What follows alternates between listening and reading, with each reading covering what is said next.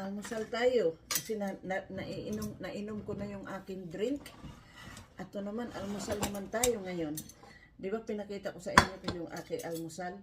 Kaya turkey, scrambled egg, at saka konting rice lang kasi loaded tayo sa prutas. Ito yung prutas natin mga anak ko. Grabe. Nauubos namin dalawa ni Daddy yun sa umaga. Tapos mayroon pang saging. Kasi hindi pwede walang saging sa umaga. As coffee. Tapos yung iniinom ko din umaga. Ayun. Healthy food in the morning. At naglalas to sa akin ng hanggang 1 o'clock. Hindi na ako nag-i-snack. Tamang almusal lang ang kailangan natin mga anak. Tamang almusal.